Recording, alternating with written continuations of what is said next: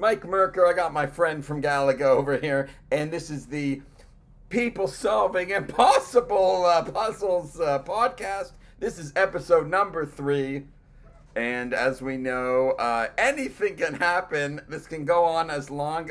It will go on as long until my wife comes downstairs and say, "You are supposed to be working related to computer hardware and other such things, and bills have to be paid." But until she comes down, I can let my guest introduce himself and we'll see what happens.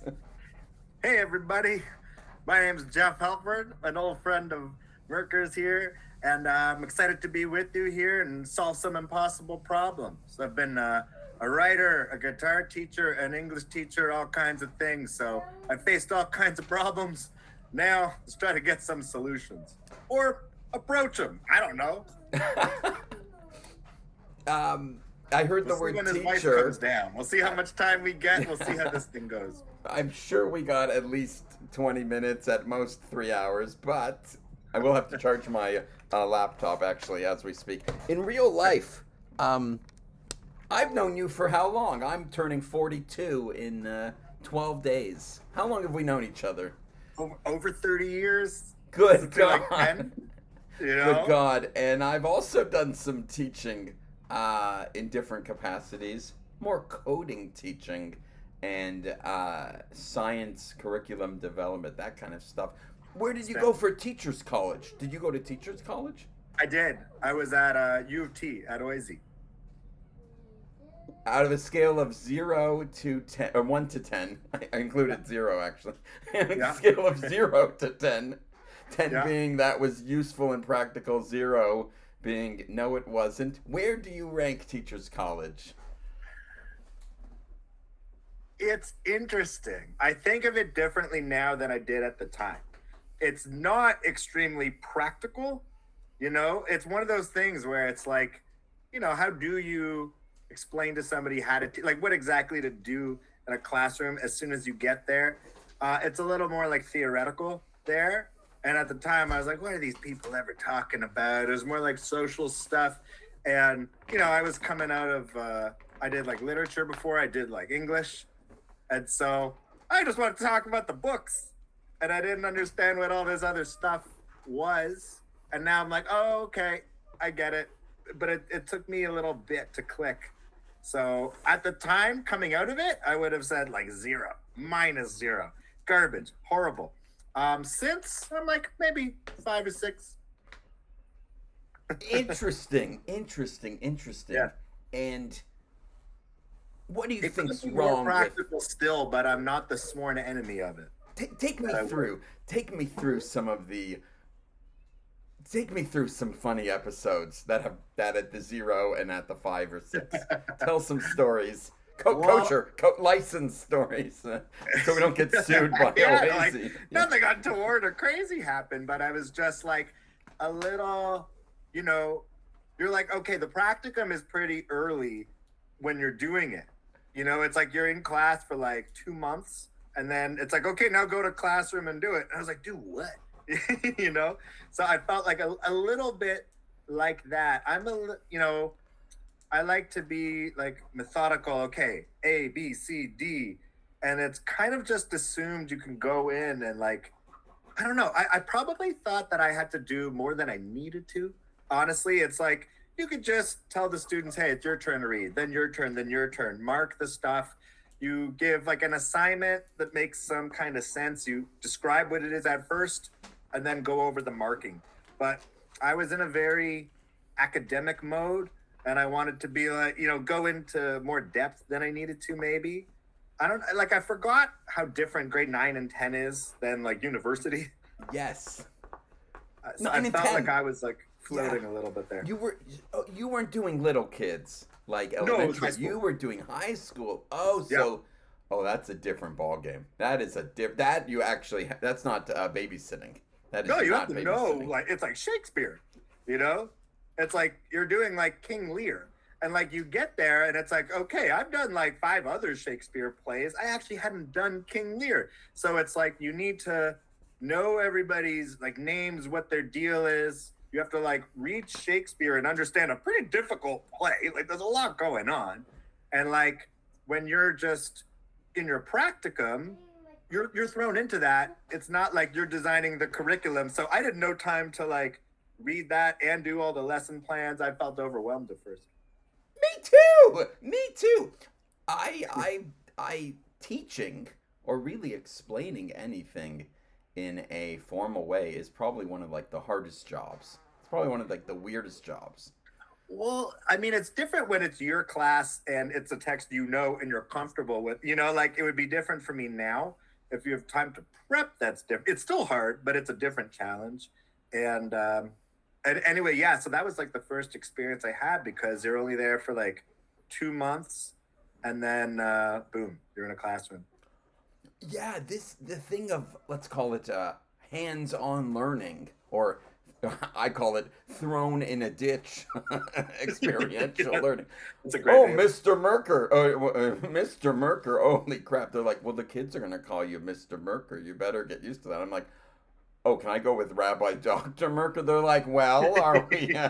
have we written a PhD thesis on education? I'm like, are you gonna investigate that? They're like, well, which university is your thesis from? And I'm like, oh, okay, just go with the rabbi. They're like, oh, are you a man of God? I'm like, oh. Just call me Mike. Can I go with Mike? They're like, no, you are to be Mister. And I'm like, but I don't know if I qualify for that. They're like, My dad was Mister. your dad was also a teacher? No, he was, well, he wasn't even Mister. He was a doctor, so he was Dr. Halperin. But, you know, that idea that, oh, like, I have to have an adult name in this classroom because that's how they see me, you know? I have people they're like, you're turning 42, not 2. You can't act this way in real life. You have to behave yourself. And I'm like, who are you to tell me this? And the guy's like, How dare you confine me? you should Google search me. And I'm like, I did Google search you. And he's like, well, you're I supposed know to. who you are. That's why I'm asking. Yeah, but I did my research. He's like, well, if you didn't do enough mathematical research, if you want to talk Yeah, to me. sometimes like adulthood gets equated with like these formalities, you know?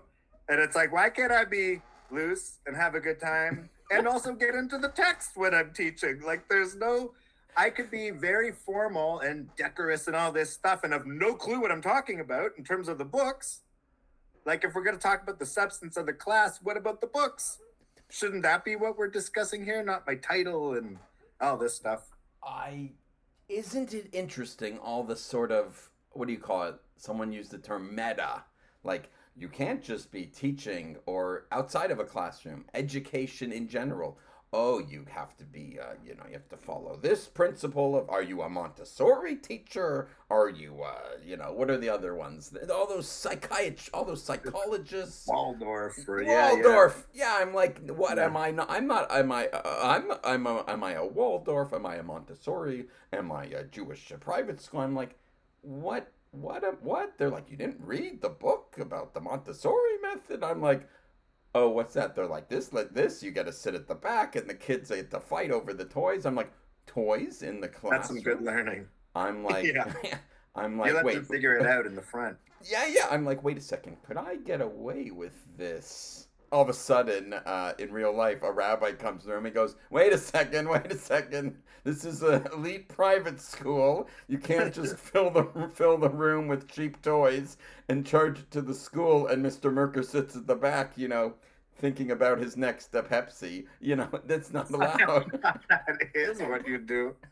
I thought that's what goes on there.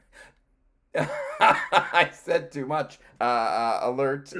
I think I've actually been getting more into the crux of the matter. I think I've been fired from.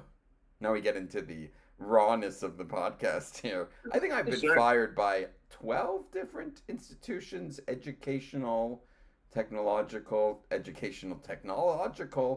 I think I have come to the, shall we say, revelation that everything is a little bit of a farce in May 2026, because what really is being taught and why.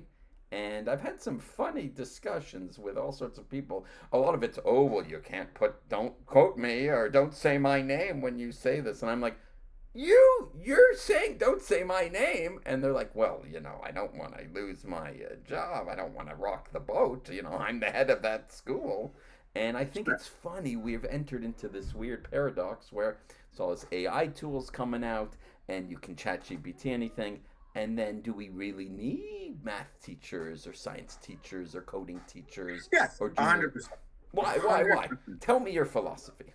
Well, you like the point is to have it like inside a person. It's like when you read a book, it's the enjoyment, the pleasure of it. I think about it this way. You wouldn't say, hey, AI, describe friendship to me. It's like the point is to have a friend and experience your life and enjoy it. Yes, yes. And when you say a friend and the real life, you're saying Yes. it's not just A to B. You're asked You're to do not gleaning something. information so that you could like use it for some weird application. The point is actually to have it. The having of it is what's good. When did you realize that? At what Almost age? right away.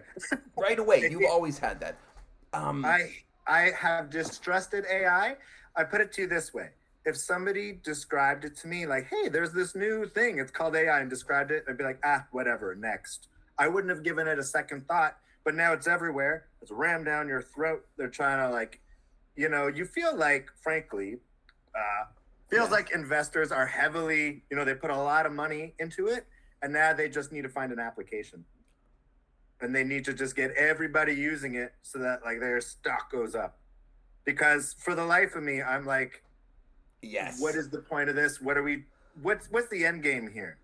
People thought, someone said today, I read, it's like, everyone said that when you got emails, it would make your day so much quicker because you could just send messages to people right away. And now it's like, well, now I'm just on email all the time.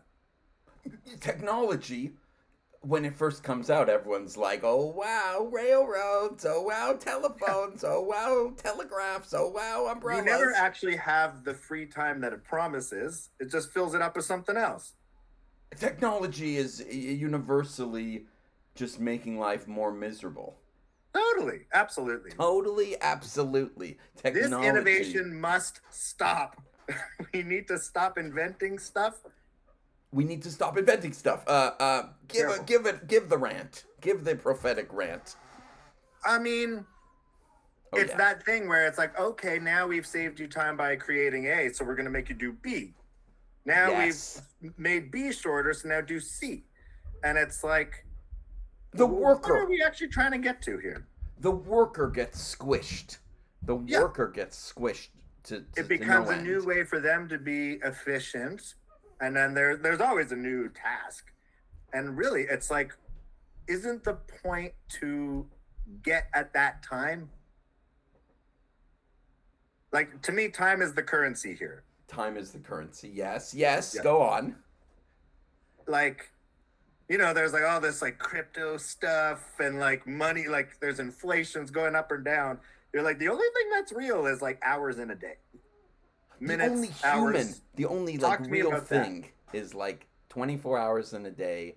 The humanness of Yeah. what you can actually realistically do. You're talking about work-life balance that a person should have, perhaps. I wouldn't even frame it that it's like life balance.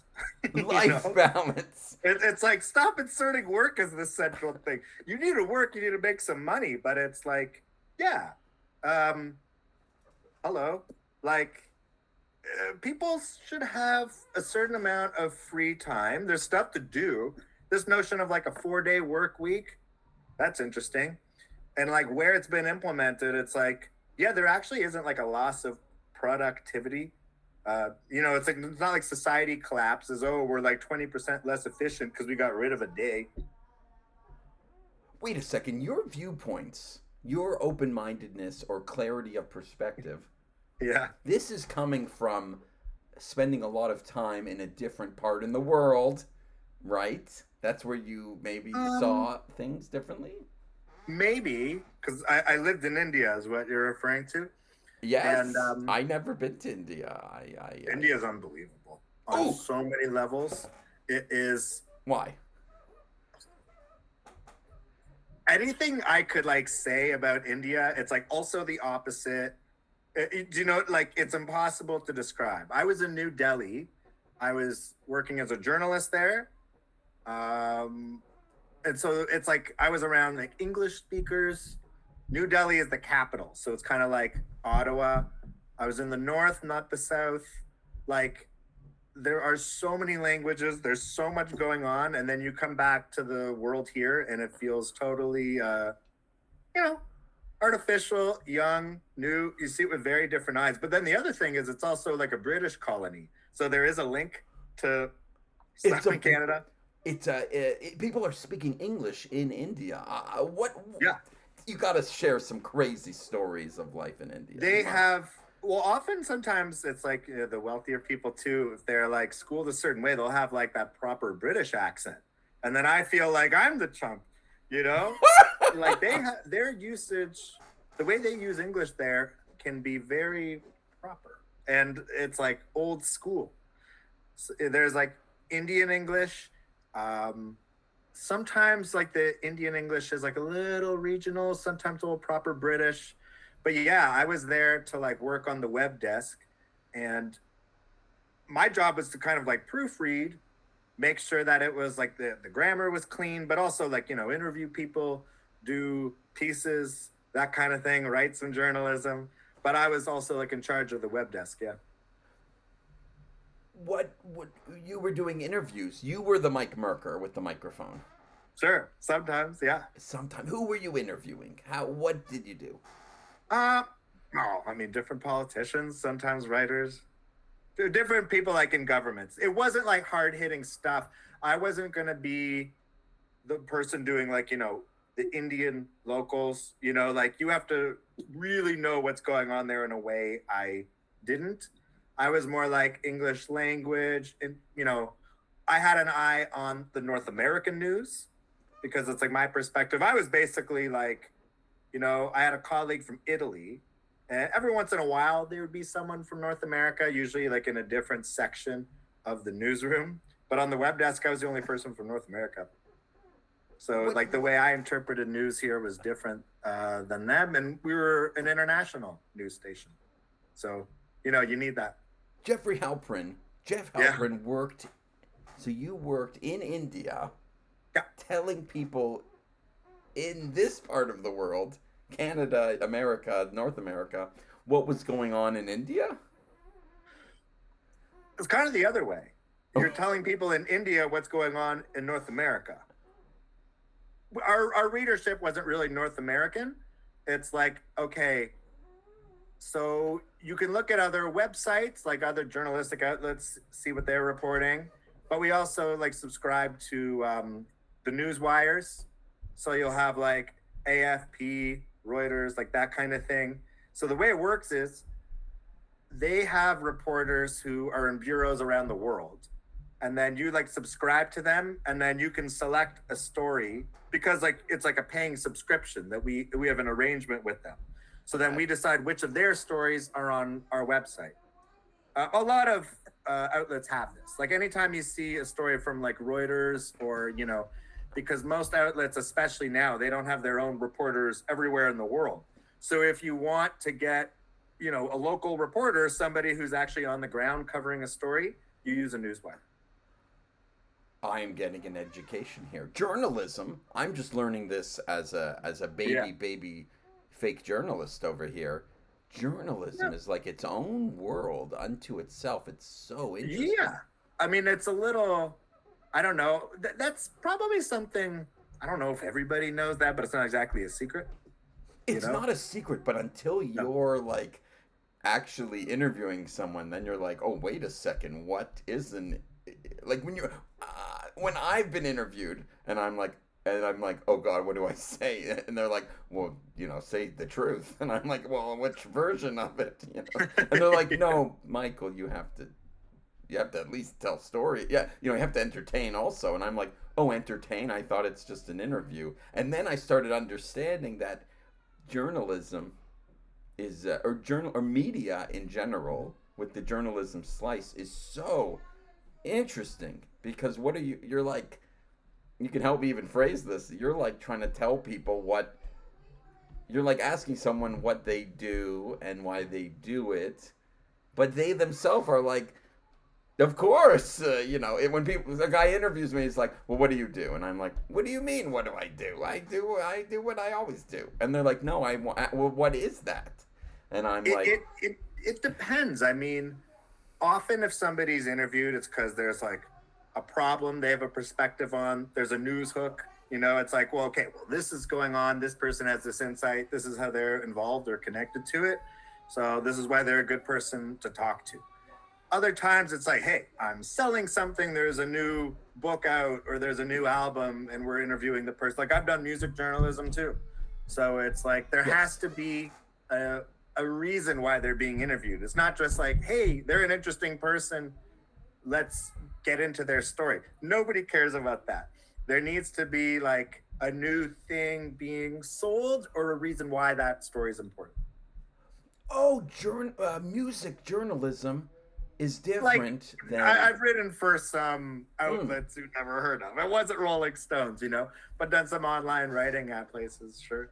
And there has to be a goal, an explicit, clear commercial end to it. There has to be something has to be sold, or Often that is not always stated, but usually,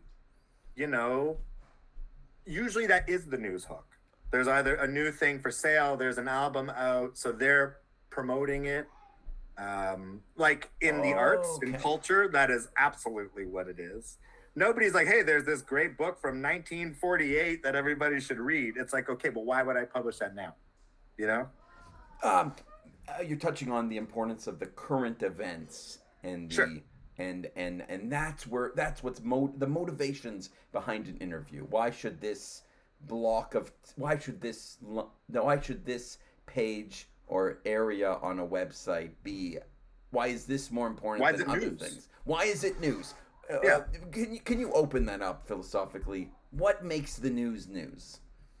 Well, I mean, that's a good question because when you think of when I'm looking at that news wire, you have to actually ask yourself that because you're like, okay, that's not news. This is. Why do our readers care about this story? Like most people, when you look at the newspaper, that's already selected. That work has been done, right? It's been selected, yeah, by someone. Somebody Someone has made selects that it. decision to either cover it on the ground and then publish it, or like in my case, like I was picking like newswire stories, but it's like there's like a filter or layer where it's like, okay, well, a decision has been made. You're the reader. You're reading that.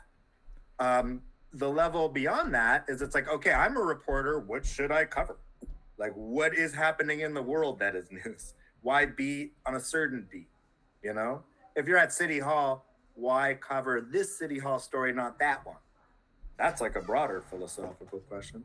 And that's because there's limited resources and a camera crew can only go to such and such a point, or Sure. I mean, you have to pick one thing. Usually, like you have a beat and a focus or whatever. Usually, you're intrigued by some aspect of what's going on at City Hall, and so you cover that. Like transit or whatever. There's a lot of angles you could do. There isn't only one right answer. But in this day and age where there's like, let's say, YouTube and TikTok and internet is everywhere and everyone's got a phone and a laptop, or in certain parts of the world, doesn't that defeat the sense of media in its entirety? Maybe it kind of like just washes over everything, It's like if you're just addicted to your screen because touching it is so compelling and you're like flip, refresh, it doesn't actually matter what you're watching, and like it's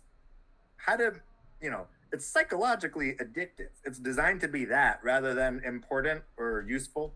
It's like you have tech companies who are making products to just keep people hooked rather than being like, what does a citizen need to know? What does a person on Earth need to know? That's a different question. So there is some underlying influence, not necessarily evil or It's commercial. It's there's a commercial yeah. underlying need, and that's influencing the flow of media and the choices of media. But what Sure. about the simple coolness of of just noise, of his humanness and dialogue, without the secretly selling everything and roping everyone into a particular thing? I like, how do you mean? Because I think on some level everybody wants that. People want to be able to do it.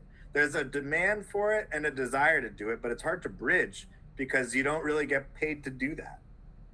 The cost, you're saying, because it costs money to wait a sec, journalism you is make always money by paid. showing people ads, and like it all comes down to like, I don't know, it's like lizard brain hardwiring stuff. It's not just like I have this obscure niche interest and I'm going to start a community out of it, and then you find people doing it. Maybe you can do that. I would love to be wrong, but that's tougher to do than just getting eyeballs by doing something like vulgar or crazy or sensational. So social media, Yeah. a guy who has a YouTube channel or a young lady who's posting TikToks, social Sure. media Yeah. is different than regular media. The technology is different, but like that's what people said of TV too, like it's the same race to the bottom. It's like, oh, it's like scantily clad people swearing. It's like, Girls Gone Wild commercials. Like that was all on TV in our day. It's like Girls Gone Wild and spring break stuff. And I don't know. It's like, I it's not like, remember that. I think when TV came out, they didn't realize like just how low, the interest they could cater to would be. So it started out and they're like, hey, there's this thoughtful person. They're going to talk with this thoughtful person. They're going to have a conversation. And people are like, okay, that's great. And then gradually they're like, we don't even have to do this. Like we can get really vulgar and more people will watch. And so it's like, okay, so then you have technology, which instead of like a remote control flipping, it's like just in your hands and it's like your thumbs. So you're like, beep, beep, beep, beep, beep. Like, what's the next thing? Next thing. All the videos are super short. And it's like, you're not exactly discussing, heavy literature or philosophy or something. It's hard to get the attention span. It's like once lost, it's under assault, people's attention span. I don't blame them. I'm not calling people like stupid or something. It's like, I think the technology really makes it hard to, doesn't exactly like launch people into this like deeper dives into hard, cool stuff. Yeah. I remember, looking back 25 years ago or whatever, 30 years ago at summer camp, Camp White Pine, too. Yeah. And I remember if you were one of the kids who had like a Game Boy with like more than 4 games, like if you had like Super Mario Land in like 1992 or something, you were like on a different pedestal. You're on like the top of the hierarchy, But today, it's like the currency there.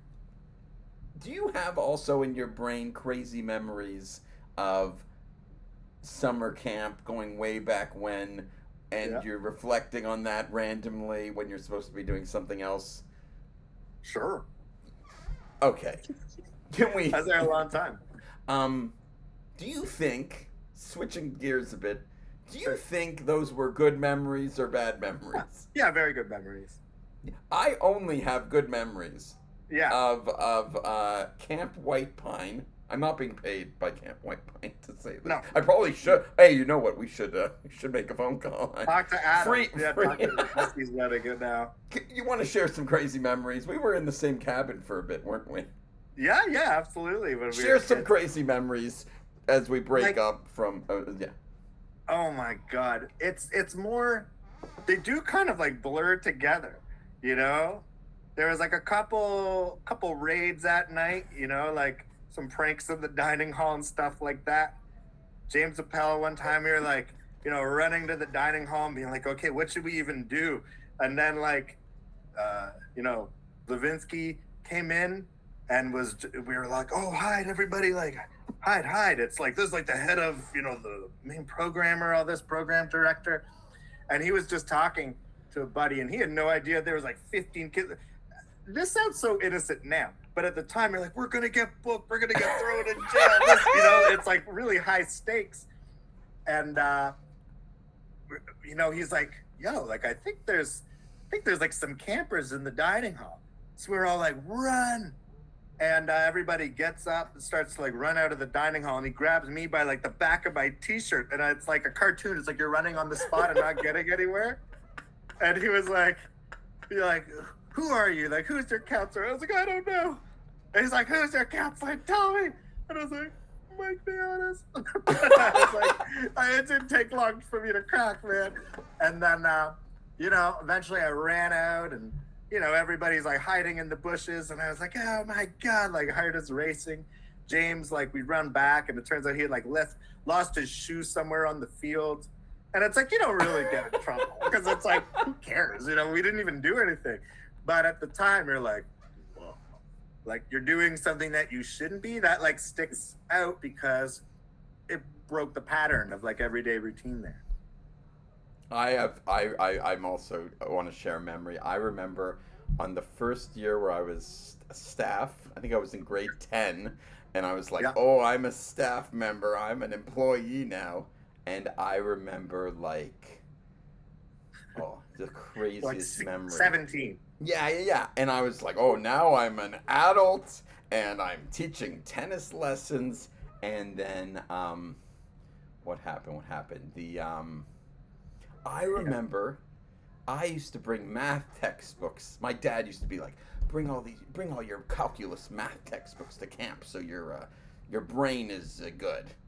And sure. And I remember a counselor, like a third year counselor being like, Merker's got math textbooks at summer camp. Math club. And I'm like, hey, my father's coming up in 2 days. He's gonna bring like a math test. He's gonna be grilling you. Yeah, he's gonna be like, did you prepare for next year? And the guy's like, your father's coming up with math tests? What's wrong with you? I'm like, no, your father. And a lot of the campers at the camp were very affluent. This was not a $5 a day. This was like one of these, what do you call it? Like a pretty posh camp. Upper class Jewish summer camps, And I'll tell you, my consciousness of that, like I knew it was, but at the same time, I was like really there for just the Grateful Dead tapes. So like that didn't really register the same way. I was like, I just want to hear like Jerry, and like everybody had like all their tapes and their t-shirts. And I was like, well, that's really the main point of camp here. Like, but that wasn't what it was for most people. Everyone's experiences are different. And I remember stressing out trying to study mathematics. And there was like, nobody had your experience. That's for sure. And then I guess to tie it back, I realized when you're a kid,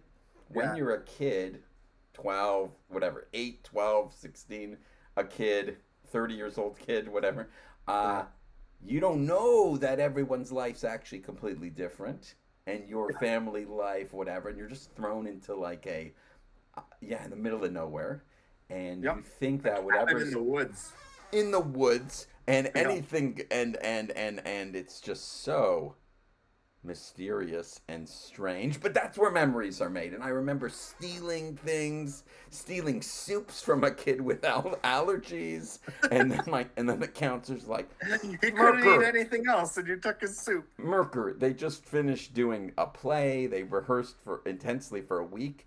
The joke was they're to maybe be gone for a bit. Steal their soup. Yeah, they're gonna be gone for exactly. And the joke was maybe take a light bulb.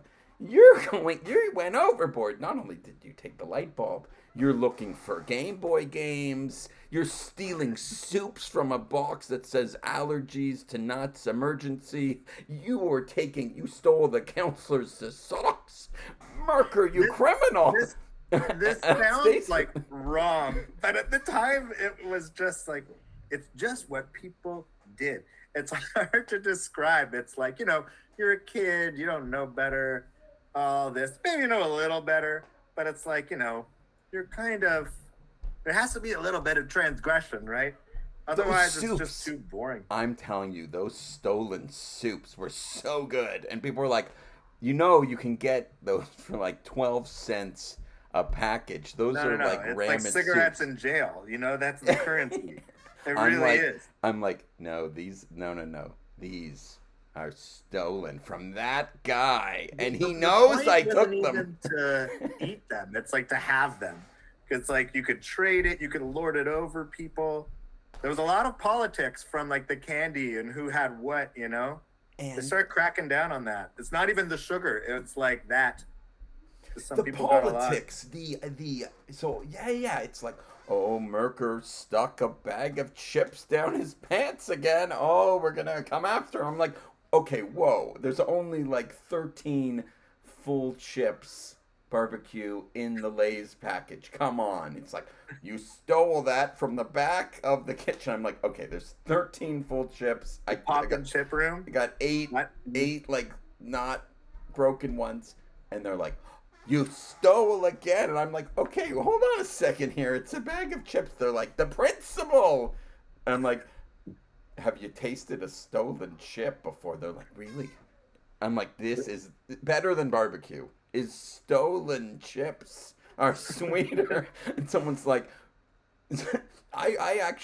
oh man, looking back, I guess I didn't understand the scope of the thing, but I was always advocating this theft of chips and pop. I would go there as a staff, and it's like, we had like the key to there. So you're just like, boop, come in, bring a couple bags with chips and some Coke to like the fire circle, you distribute it. Like when you're older, you're not like, I've got these cans of Coke, look at me. You're like, yeah, just have a Diet Coke, my friend, It's like, yeah, sure, share the wealth. I remember even crazier. I remember like when I saw like a staff member, I caught them smoking a cigarette. Yeah, Oh there was my a lot of God. And that. I'm like running. Oh, do we report them? Do we not report them? Oh, I can blackmail them. And they're like, Merker, no. I've got Merker, you're compromise on 11 them. years I old. found We their don't. packet of smokes. Michael, you're 11 years old. We don't resort to blackmail.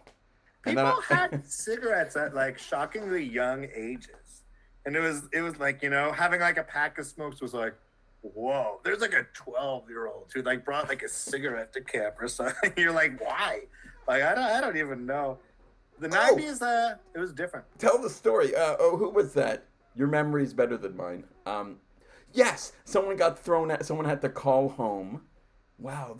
Okay, well, there's a lot of this. Am I gonna like throw people under the bus here? Okay, we don't have to name any names. Everybody knows them. We don't have to name any names. Because you did ask for a name. I was like, No, don't name. I don't know that. Like, we had a kid in the cabin who had like a teddy bear, and then like in the back of his head there was like a pocket with like 2 cigarettes or something. I remember that. Oh, And it was like, why? Like, are you? Again, it's like it's not to smoke the cigarettes. It was just to do something to make you feel alive. Just a healthy little transgression. It was a representation of like making trouble and You just want to like push back a little bit. It's like you tell a young boy, hey, you can't do this. It's like, okay, sure. Or maybe I'll do it a little bit. You poke a prod, you see what you can get away with. That is an innate thing that we all have within us. But after a certain age, Especially like the shit disturbers more than others. Yeah, It could be healthy. Sometimes you grow up and you're like, oh, okay, like I'll rein it in and not be a total jerk. But like you're like a young kid and it's like, you're figuring it out. At a certain age, you think that adults are adults and there are rules and the teacher's the teacher and the marks matter. But then you get a little bit older, you're like, wait a second. Nobody has any actual authority. Everybody just does whatever they want. You try to be a decent person. It's like, at what age does morality enter the question? There's no age. At what age, I'm just saying that again, at what age does morality enter the question? At what age does morality... Yeah, I see this a lot where it's like education system is this whole world. Yeah, Journalism, media is it's a different world. Anything related to computer systems is yeah, always a very messy and strange, very messy, very strange. If you talk about it like this, you're called a class trader or programming trader. You're not supposed yeah, to reveal all your cards. I've seen literally craziest stuff. I know people who can work like 24 hours straight for no money, 3D printing trinkets to give it out to kids. And at the yeah, same time, I know a guy doing the exact same thing, a tenth as hard, but it's a company yeah. and there's other people doing the work. And he happens to be saying the right things at the right time. And he's doing the exact same thing as the charitable liberal guy, but he's an angry right wing guy, and he's Yeah. running a company. Whereas this guy's working harder, and it's not a company; it's a charity. And this guy over here is running a not for profit, and he's working 10 times as hard And for. that's in every industry, no? Like, That's in there's every always industry. like, okay, I'm in it for like the good reasons, the right pure reasons, and like, you pour your heart out and do something for the good, and people are like, I'm gonna get like political, worm my way to the top, make that Skrilla. I mean, pick your industry. I think that's everywhere. That's not limited to computer coding. That's not limited to computer code. Yes, get the No, Skrilla. I You think have it's chosen. literally everywhere. Literally, you said Skrilla as the Sure. as the, we're gonna put in quotes Skrilla, meaning when you say Skrilla, you're saying Money. you're saying the achievement of money through like unorthodox means or something. Just get paid. Get Just make paid your money. Skrilla. It's not necessarily like backsheesh or corruption or it's just money. That's how Bucksheesh. I meant it. I don't think it has another connotation yet. In tying it, flipping gears a bit. In India, Yeah, how did you were the only upper middle class Jewish guy from Toronto in a whole yeah, world of people, thousands of yeah. people around you. You didn't feel you were like in the unknown. That was not your comfort zone.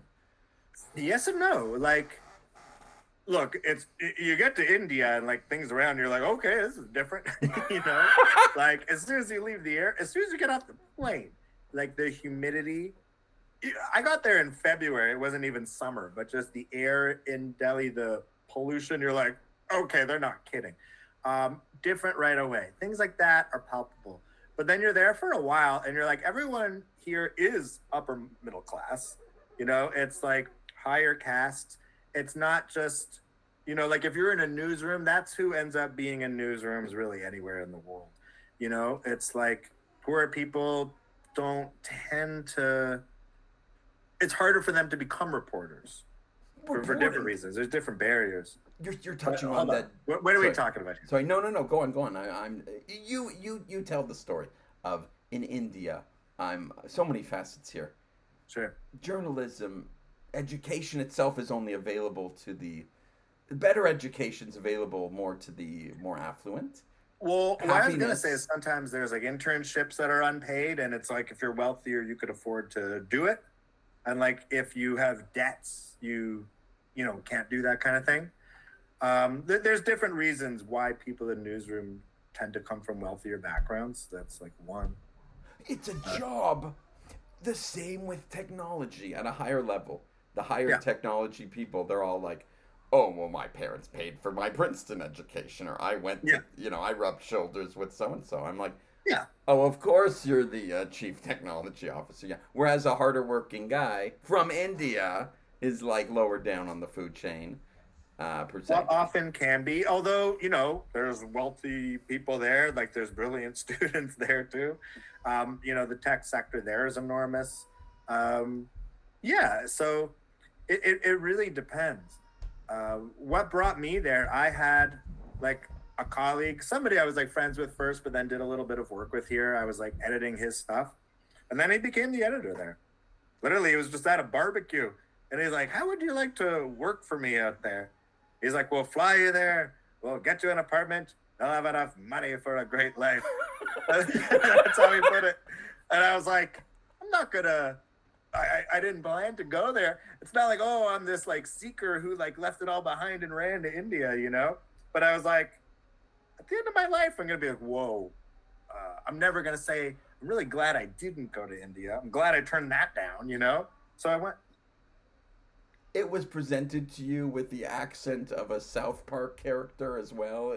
I didn't mean to do his accent that badly, but the words he used, that sticks out to me, yeah. And it was on a platter. I had to say no to not go. You know what I mean? No to not go. You have to Like, say no to not go. Oh, as long as you say yes, you're going because the position is there. They'll take care of all the paperwork, the visa, all that stuff. Took a while, but you know. so you fearlessly. I'm around all these interesting characters sometimes where they're like, "Oh, if I quit my job and work on my own business, it's really scary. I don't know." And I'm like, "Well, of course it's scary." And there's all these people I'm around, and I'm curious. You, Jeff. You had this situation in your life where you're just like, I'm gonna go for it. I don't know what, I don't know about the humidity, I don't know about the pollution, but you went for it, and you Sure. went for it for a year, over a year and a half. Yeah. Yeah. And what would you say to all these terrified of change characters who are getting older and now they don't want to work at a big company, they want to start a small business? What would you say to them? Look, I was younger then. It's like if you have like kids, dependents, things like that, like sometimes there's a window when you could do it. Sometimes it's like, okay, just do it anyway. I don't know. It depends on, um, you know, your fiscal situation, how much money you have. Like, and it's like how much money you have and the level of responsibility. For you have like a mortgage, stuff like that. Um, but then it's like, I don't know, the clarity, the perspective I had on it was, and this sounds like morbid, but it clears things up for me. It's like when I'm on my deathbed looking back, am I going to be like glad I did this? Am I going to like regret not going? And it's like, that's one of those things when it's like, yeah, somebody offers that to you. When else are you going to see so much? And it was like extremely like disorienting and then reorienting, because you're like, oh, it like decenters you in a way that I thought was really cool and probably like needed. I don't know, like it's why in specifics? How does it decenter you? Well, when you grow up here, it's like you start seeing like politics or whatever culture, like from a Canadian angle. It's like America weighs so big. When you're there, it's like, okay, they were under British rule. Before that, they were under like Mughal rule. So like, like Africans, and then they had like Hindu kingdoms. Like their relationship to different countries is really different than ours for like understandable reasons. Like when they became a country, it was like, they were kind of like neutral on like Russia. That's And right. you're like, oh, like the alignment that they had is just like different. And you're like, I didn't even know you could like not be enemies with like certain, you know what I mean? Like you see it from their perspective, and like right or wrong, it's like you're just seeing it and you're like, whoa, because here you're just not gonna get that. And if you do, it's like, you're like a radical or something. Where there, it's just like, well, of course, that's just our history, Like they rejected, like, like in the 70s, like Coca-Cola wanted to like come there and they're like, no, like fuck off. Like they don't have the same Why? Coca-Cola is just sugar. It's like sugar syrup water. but they either have gonna like hurt local anybody. products, like they were kind of like closing their market. They weren't like opening up to like Western, this idea that like Western corporations are going to come in and dictate to like Indian business what's going to happen. They're like, no, we're not doing that. And look, it's such a big question. I'm oversimplifying things. Don't oversimplify. What's it like? You're saying that that in this part of the world, in that part of the world, they have their own focus, their own interests, their own belief, their own history that they want to, just like a Jewish family wants their Jewish kids to learn Hebrew or have a bar mitzvah or a. Well, right now it's like there's like Hindu chauvinism going on. It's like Hindutva. So there's like extreme, like a right wing party in power that's like, like trying to reclaim like pre-British and pre-Mughal India, like appealing to that. But there's also like a technology side to it. And they're like open to like Western companies working there to a degree. It's like half super advanced and sophisticated, but then there's also this like underbelly of nationalism and like this darker scene. So I was seeing that before Trump was elected. And then when Trump was elected, it's like, oh, he's kind of just like MAGA is kind of just doing Hindutva for white people. MAGA sec is just white labeling Hindutva. And Hindutva to someone who's watching this and they're like, what is Hindutva? What is that? Can you open that can of worms? Reclaiming like saying India should be for Hindus. And like it's extremely like Islamophobic. Like there's like over 200 million Muslims in India, and for a long time, like India's, again, oversimplifying here, but like 101, after they went independent, they're like, we're going to be open to like all different kinds of religions. And we have, Jains, like Sikhs, like everybody here. And like, that's going to be like our national character. And Pakistan was like, we're going to be a country for Muslims, largely. And so, there was like partition and like over 1 million people died, like horrible. And so now India is kind of reverting to like, no, we're not going to be quite as open. Like, depends. Sometimes they talk out of two sides of their mouth, so they don't always articulate it this clearly, and maybe someone will take issue with me. Some people who support that party do so for technological reasons, innovation and stuff, or like it's good for the economy, stuff like that. Whether it is or not, that's what they say. So I don't know. There's a lot of facets to this. Its own topic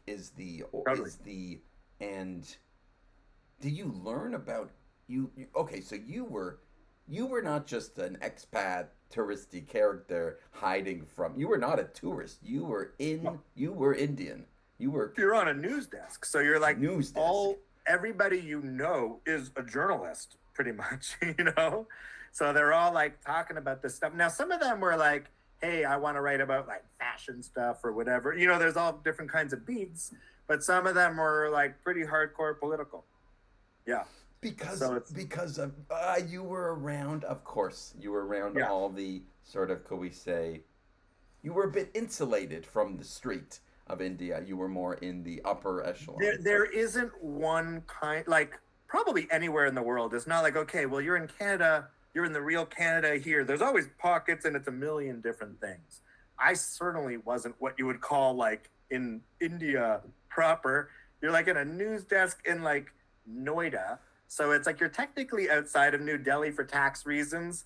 All the journalistic outlets are like just outside of New Delhi. It's like across the river. Tax reasons. Yeah, totally. It's like, okay, it's like really, it's like even like NDTV, which is like New Delhi TV, is like, it's like a few blocks that way, for tax implications. So yeah, it's like, that's one way to be. It's funny to think, okay, you go all the way to India and then you're like, nah, but you're pretty sheltered there, because it's like, from your perspective, I've gone a long way. Like it's different than being like, I don't know, dude in Toronto or something. But you end up being in a different bubble. It's its own bubble. It was its own bubble. Yeah. Look, I can't speak Hindi, so it's like I'm only speaking to people who can speak English, and that's its own bubble, right? Are you suggesting that the whole world's just a bunch of bubbles, perhaps, philosophically? Sometimes bubbles have stuff in common, and there are links. Like, you can move around the same kind of bubble. Like, in a way, the bubble I was in there is like the one I was in here, but just elsewhere. So you broke out of we were born in a similar kind of bubble, right? And you decided, you know what, I'm going to break out of this bubble a little bit. And then I didn't really decide that. I just decided to take that. I didn't think about it in these terms, right? Like it wasn't like a holy mission to like, I'm gonna like be like a man on the street. It was just like, yeah, I'll take a job. It's like stable, cool, travel, great, amazing. it was just a choice by, hey, why not? Let's do this. And Yeah. And I love it. I miss it. I've a lot of friends there now. I'm like so grateful I did it. I think about India all the time. why did you come back? Why did you come back? Well, I lost my job. So like I know the what that editor feels who like. hired me, he got let go. And then my desk editor, he got let go. And then they were basically like, why are we paying this white guy who doesn't speak Hindi 3 times more than an Indian makes to be on the desk? So that it's like, I wasn't protected anymore. And it's like, yeah, it wasn't for my work or anything. There wasn't like a big blow up. I was doing well, but it's just like, the finances of it. The smallest amount I could make there as like a foreign national was like 3 times what my colleagues were getting paid, which took me a while to grasp because it's not a lot of money by Canadian standards. It was like 2017. It's like, you're making like $35,000. I didn't feel like, whoa, I'm like making it rich. But over there, that's like an enormous amount. You were, wait a second. I didn't realize that. So you were paid 3 times as much as a person Older doing these. colleagues on the desk, more senior than me. You were paid 3x a person doing more than you with more experience. Not necessarily doing more. We had like a similar job, but they were more senior. And some of them got paid maybe more. Like on the web desk, I had at least one colleague who was a little more senior than me. Similar job, and I got paid, 3 times more than her.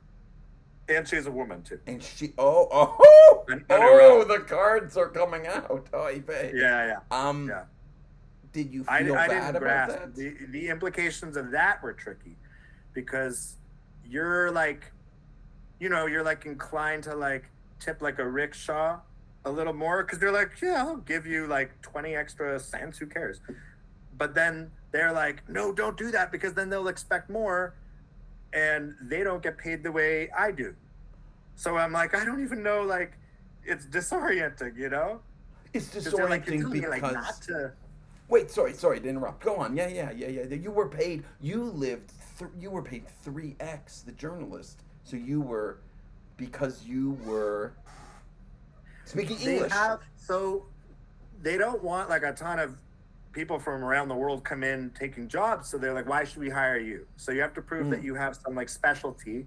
I had like an English degree. I'm like working for an English news station, on the desk, proofreading, doing copy, fine.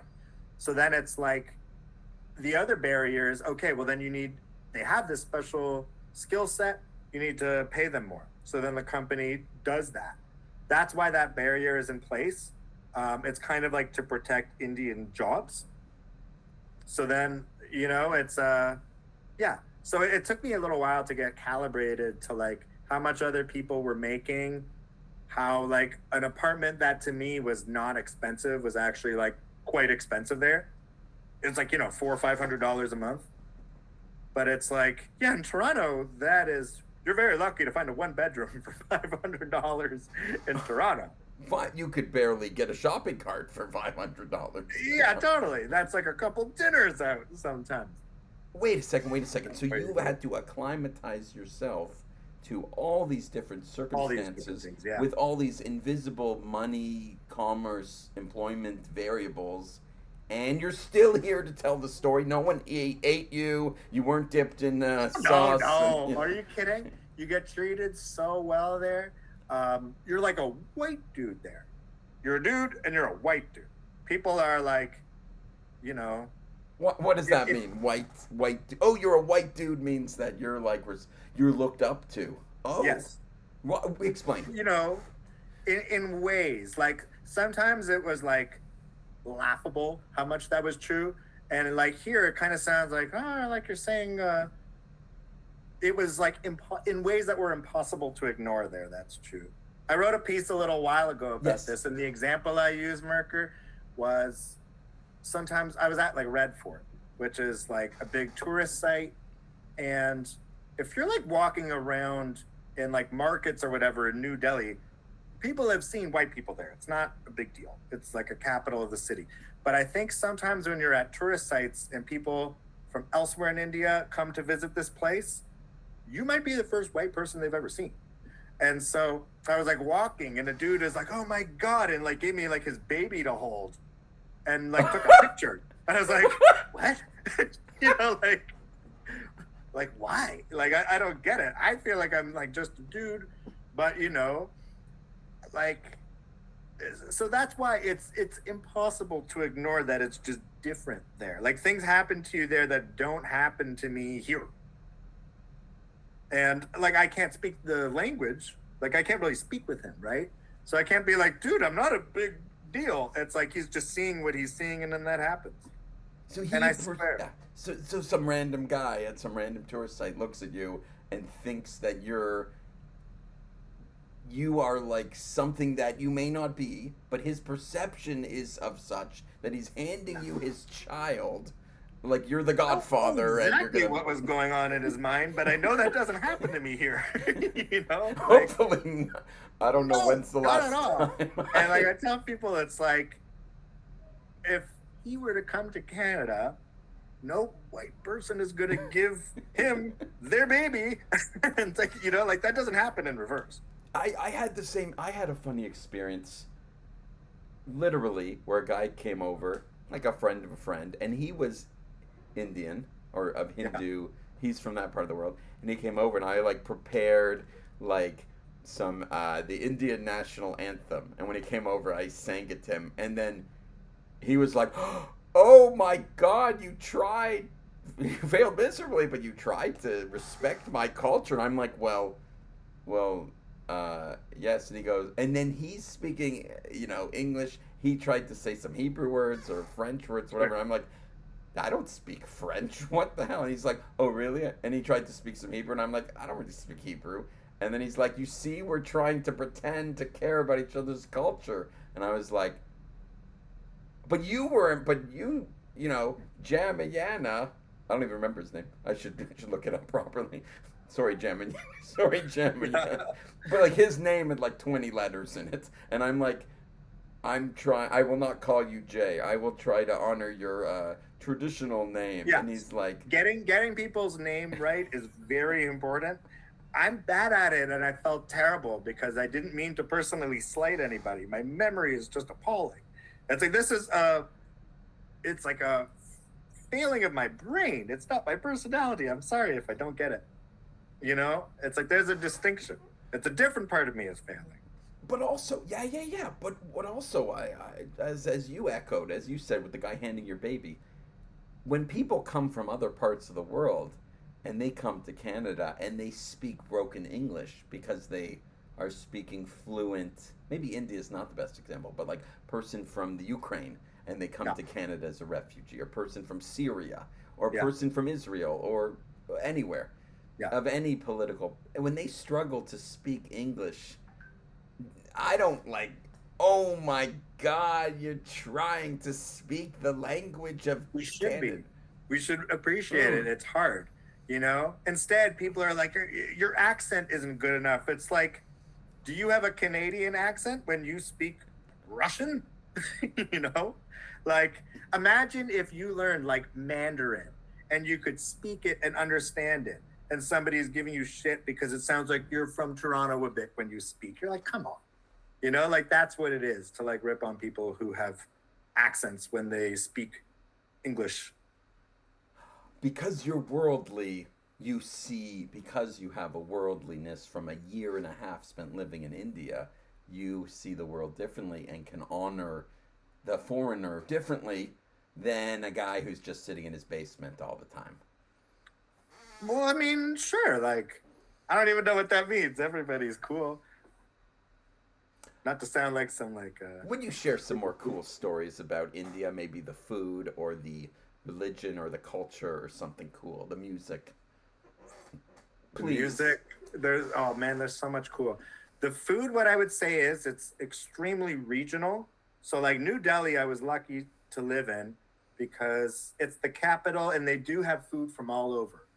But for the most part, um, what people eat there is very much related to what they grow, like the crops that are around. They have traditional recipes they've been making for a long time. This is how we make this kind of bread. This is how we make this kind of dal, and it's like a little different, but it's like there's a million different variations. And so there isn't one thing called like, roti, chapati, whatever. Like there's so many kinds of bread. It's extremely dizzying, you know. New Delhi has like, there's also, because they have opened up their markets to Western companies. Sometimes they'll have like Domino's there is like huge, in a way that it like it's big here. Everyone knows Domino's, but it's like the popular thing there. KFC is huge. Why? What's so great about KFC? It's just I don't know. chicken. It just translates differently there. For whatever reason, they've just gotten like a bigger toehold there than other companies there. Wait a second. Why are you saying that KFC in India is like a luxurious American chicken? In a way, it has a prestige for being Western. It's associated with like, so like for like aspiring, because there's like this thing of trying to be like white or upper class or whatever, and maybe not eating traditional food.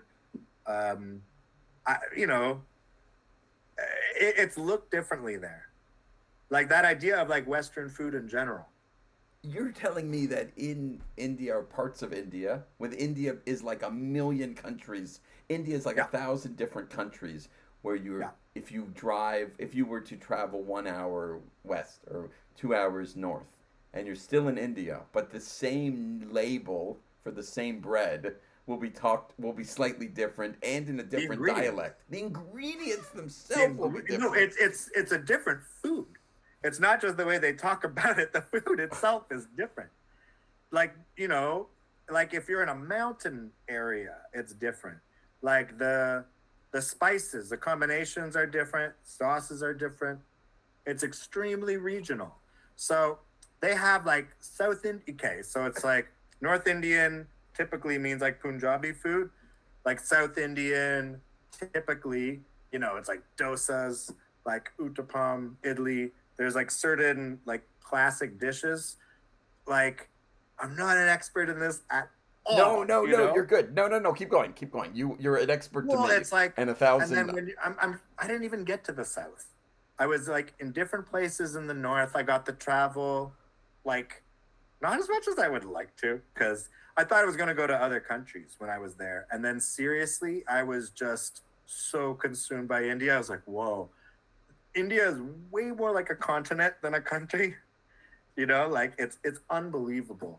The variety, like, they don't just have mountains, they call it the Himalayas there, it's like the biggest in the world. There's deserts, beaches, oceans, every kind of environment you can imagine. It's like night and day. There's a million different, India is bigger than the rest of the world combined, as I put it that way. It turns out that's how it felt to me. You were traveling. The nature of journalism, creative writing, being a foreign journalist representing a foreign country is like its own unique recipe of excitement and wonder and travel.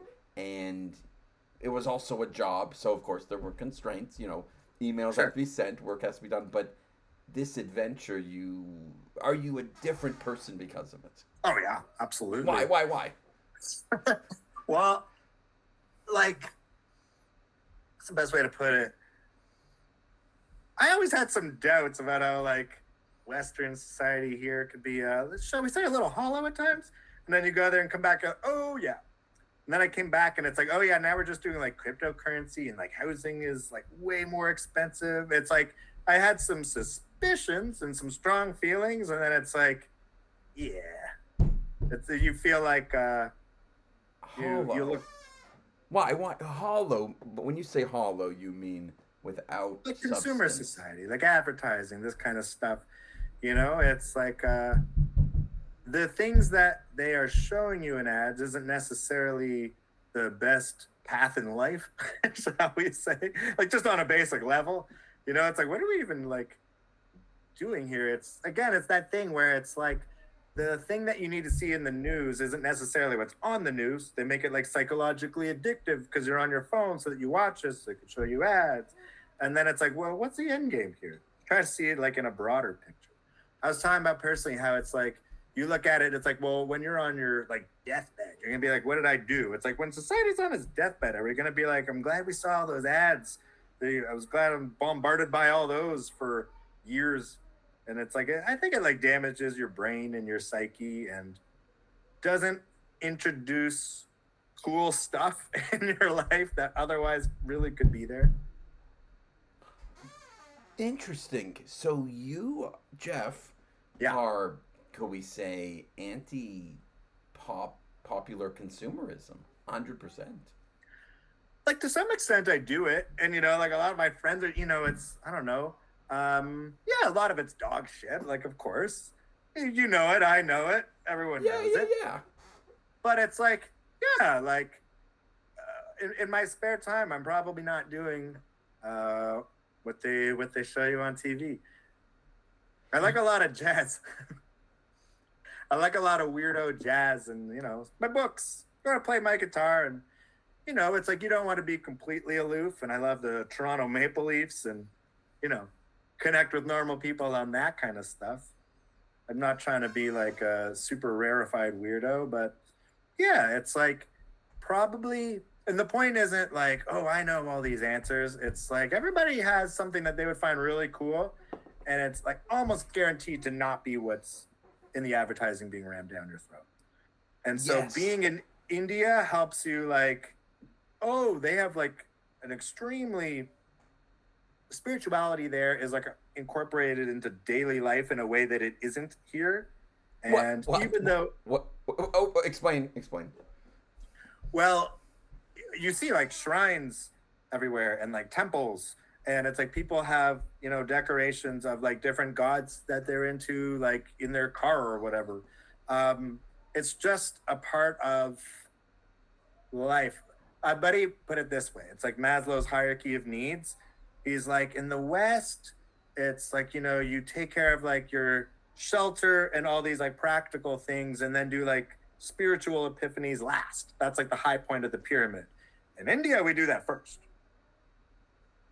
He's like, everybody has that first, and then you try to, get a house or whatever, or some shelter. Like, again, a million people are not striving for that at all. Anything I could say the opposite is also very much true, and also 1,000 different things. I'm like cautious to say that.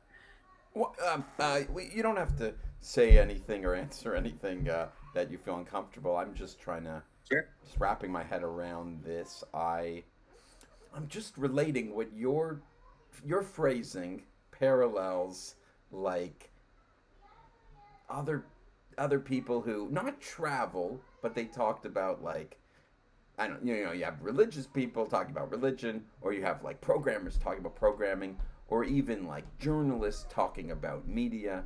And not everyone's so forward thinking. There is the mainstream always, but there is a vibe you're giving off where it's like, whoa, what am I doing with my life? And you're open to talking about it openly. Sure. Why did you sign up to do this podcast? Was there a gun put on your head, or were you bribed? No, were you bribed with dead queens? There were there's dead no queens. gun pointed to my head. There's no money exchange. I like talking about this stuff. I'm a talkative fella. I haven't spoke to you in a while. It's great to see you. It's great to be here. Yeah, I mean, are you asking basically? It's like, do I have like a spiel that I want to share with the world? Freestyle. Yeah. Do a freestyle. Well, I mean, so the other thing is the reason why we connected recently. I wrote that post about having written a novel, right? And so it's like that novel is kind of about that space where it's like, okay, like, what are we all doing? Like, what's the point of it all? Everything opened up after COVID and people weren't on the same team as much as we thought we'd be. Remember at the start of COVID when it's like, we're all in this together. And it was like very clearly like everybody versus this disease. And there really wasn't like political division. It was kind of unthinkable to be like, what, you're on like the side, like, of course we're against like COVID, like what, And everybody was just like, say what you will about March 2020. But yeah, and then so you come out of that, everything's like expensive. People are mad at each other, all this. And yeah, so I had some, what's the word? Some complaints about how things are going before. And then after, it's like you kind of want to just be like, well, everybody, like, let's regroup. Like, let's take stock of what's happening here and just have a decent conversation and like pull back and like in a neutral way so that you could do that. And I don't know, it's like, I think I would like to have that conversation. I feel like people have a responsibility to do that for themselves to some degree. It's like, I don't want to tell anyone what to do, but I want them to do that and like take agency for like, hey, what's fascinating out there? Can I do that? How can I share that with people? And, you know, That's why, I've never written anything ever, a novel. I think that's not me. People say I have, I always failed in English and always copied off the Chinese guy next to me or bribed a friend around an English test. I even remember in high school. You got into a lot of scams when you were younger. Still do. Still do. Oh, my wife's listening. No kosher. Everything's kosher. I am. I don't use the term scam. I use the term learning disability. No, I'm like a terrible. No. I suck. I suck at like. I suck at writing and reading comprehension. I even misspell things, and people are like, Merker, you spelled your own name wrong. And I'm like, oh, shoot. It's like we put one humbling thing I'll say about being on an Indian news desk, not to interrupt, but it's like, no, interrupt. They have a way of speaking which is so cool and valid. And at first I was like, I'm the English speaker I know, and like it's going to be published on the website. So I was like on my mission to make sure like everything cohered or corresponded to like, you know, the way people write journalism here. There's a lot of like expressions and things which are totally valid. The reason I'm saying this is because you're like, I don't know how to spell, I don't know how to communicate. And it's like, you don't need to always be like on the formal level. You're communicating absolutely so well. Who cares about like literary style or something? You know? But writing. Yeah. This novel that you're working on, or the other writings, like you have a website. And your website is not, I know people with websites. I have a MikeMerker.com. Yeah, but I don't write from the heart. It just shows, I built this computer thing and I want to show off and humble brag. You are writing like from the heart, expressing your thoughts on the world. It's not a commercial thing. It's not a showcase of talent. It's not maybe I'll make some money. Maybe I'll lose some money. Maybe it'll work. No, it's just pure, raw from the heart, and that takes balls. That's not consumerism. So?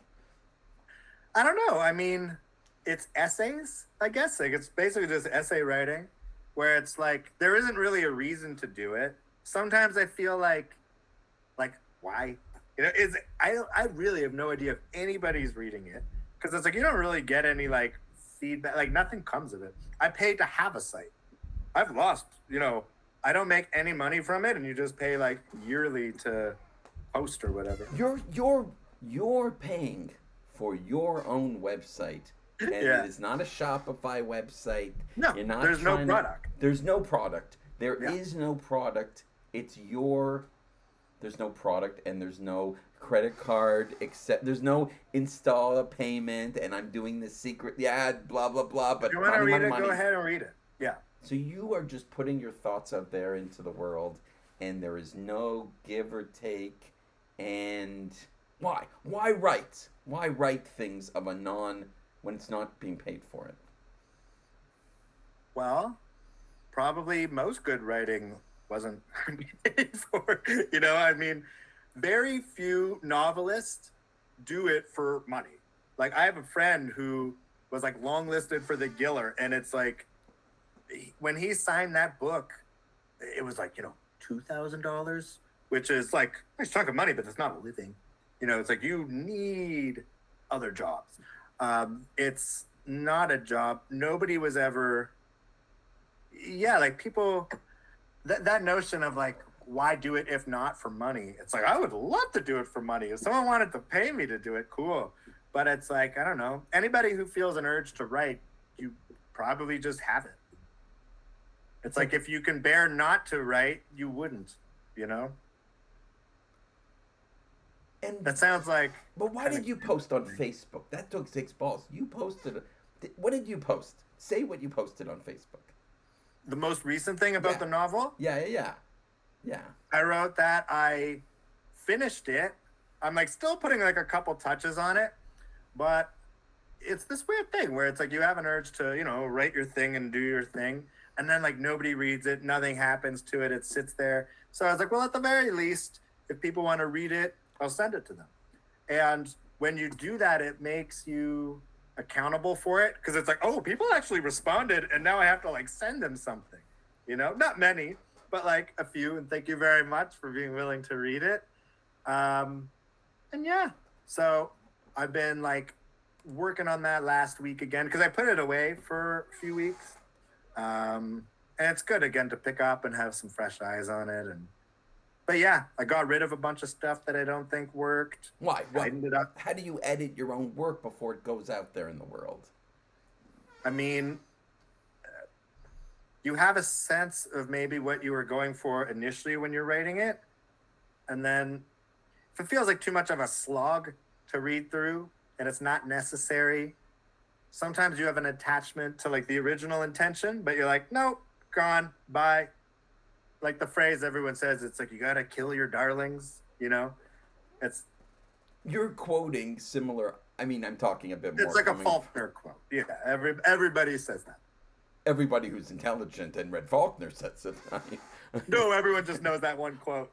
You don't have to read his novel. Also true. I'm just thinking of my own story where it's like, someone's like, Mike, you can't just copy that guy's code and put your name on it. You have to write your own code. And I'm like, I don't have code to write. He goes, well, you have to have your own style.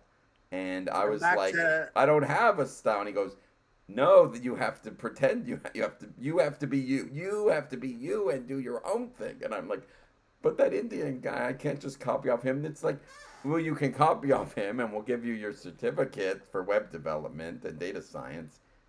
But after the course is over, then what? And I'm like, oy vey, I didn't think so far ahead. I thought I would just copy and, ChatGPT my way through. So like, yeah, we know because you didn't even delete your coding abilities. No, because I saw you with those math books when you were 13. There's no way you can't code. You're not just cheating. Don't undersell yourself. No, but I went through the exact same conversation where it wasn't Mike Merker talking to Jeff Halperin. It was coding teacher at Bank of Montreal who runs a division and like, Mike, you actually have to like do it. And I'm like, oh, but I loved your lecture so much. He goes, no, I'm getting you to put something out. And I'm like, oh, but I don't want to. And he's like, and you have to present it to 20 other people in the class. And I'm like, but this class is all the Chinese women who have beautiful user interfaces. I can't do that. And he goes, you're in the class. You paid the $2,800. Your wife's going to find out eventually that you paid $2,800 3 years ago. You're gonna get the certificate. I'm like, okay, if I get the certificate, you leave me alone. What is this about? And he goes, no, you actually have to have a project. And now you're coding, and now you're doing your own thing. There's nobody to copy off of. No? He said, though, he goes, not only did you not listen to me, but you didn't even delete the AI, engine that you fed the code into to get it working. You didn't even delete that from the code base. No, I didn't think. He's like, Michael, we had this discussion in public. We had it in private. I'm 5 years younger than you. I'm telling you, if you want to get somewhere in your life, you have to not be afraid to put yourself out there. And I'm like, but it's very scary. And you put yourself out there littered with your thoughts. That's even crazier. Yeah, it's dangerous. Sometimes it feels like it's weird. Personally, like I'm actually like a very reserved person. So sometimes I'm like, maybe I should have like a pen name and not have anybody know that it's like me saying any of this stuff. And then you end up just like not saying anything. Because you're like, why me? Why listen to anybody? Like, I'm just a dude.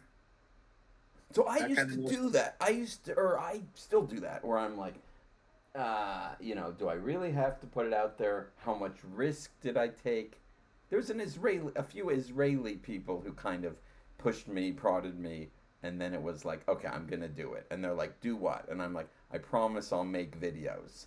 And they're like, videos of what? And I'm like, I promise I will put myself out there, whatever that is. They're like, once you're out there, you can't take it down. And I'm like, well, I could technically take it down. They're like, no, no.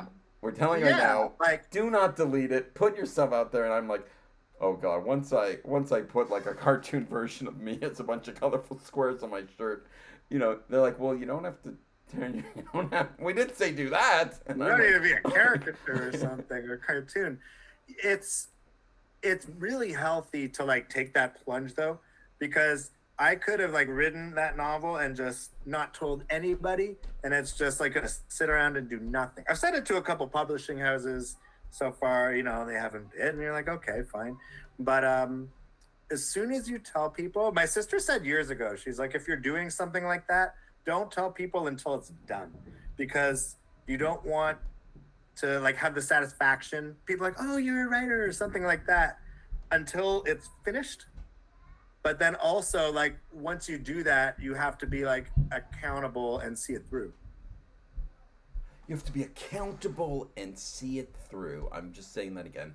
Yeah. Accountable and see it through is really one of the core components here that we're talking about. That's in a big company, a big school system, you can get by without rocking. You can get by, you can fly under the radar. But when there's creative writing or something of a creative, artistic nature, whether it's in any form, written or a computer program, or even someone just building up a website for their first time, you have to put yourself out there and to get a taste of accountability and negative. I've got a negative feedback and I've cried, man. It's excruciating because it's not like, the flaws better than anybody. You're like worried everyone's going to hate it. It's going to suck, blah, blah, blah. And like, it's easy not to do it. It's easy not to write it in the first place. Once you write it, it's easy not to publish it. And then once you publish it, then it's easy to get like roasted. And then you're like, why don't I, why did it's like a lot of time to do this. Like, what am I doing here? But you're like, I don't know. It's like, if you're at that point, there's probably some reason why you did it. Probably felt pretty compelled to do it, And your advice to the person who hasn't yet done X, Y, Z, what would you say to them to get them to go to India for the first time or explore that job across the world, whether it's waiting for them or not, or if they haven't had the balls to push out their first computer prototype? What do you say to the one hiding in the what do you call it? The person who just needs to like take that plunge and just do that thing. Yeah, I know like 100 people, and I'm like, just do it. And they're like, well, I don't have the balls. I'm like, well, look, in 10 years. on one level, it's not like I was like, I'm tired of my life here. I'm just going to like uproot myself. And, that isn't quite what I did. Like I described, I had it like served to me. And it's like, hey, do you want to go? Just, type why. And then it's like all happening. Like it couldn't have been easier. But I'm so glad I did. I can't imagine my life not having done that. It was like an unbelievable opportunity. And part of me now is like, what would I have said to somebody who like wasn't given that opportunity to find it, to carve it out for themselves? Because it's like, there will come a time, a window closes. Maybe you could reopen it. Like, hopefully you can. I don't know what's going on in your life. But at least, in like your 20s or 30s, like I'm 42 now, it's, you can't just, it's a lot more involved to just move across the world to India or something. And it doesn't have to be India. It could just be, a writing project that you just do just for fun. Or, I play guitar. It's like playing music. Even when you're not in a band, you're not looking to like record an album. It's just for your joy. It's like, what are we talking about? Just like pleasure for pleasure's sake? Why do you have to twist somebody's arm to tell them to enjoy their life? That's itself a paradox. If you have to, Yeah. People, well, there's so much stress and there's pressure, and people feel like they're doing something wrong if they take time for themselves. And it's like, oh, I don't know your life. People have responsibilities, but like, yo, if you don't carve out that time for yourself, nobody else will. You should take that seriously.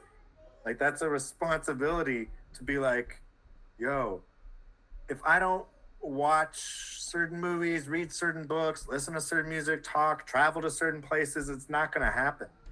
Right? Because it's like the thing being forced on you is not what's best. Like I said, dog shit consumer society stuff, you know?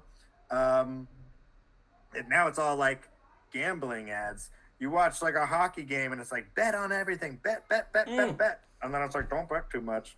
But it's like, yo, that's not going to push you into what is like most enjoyable or healthiest. You know? Bet.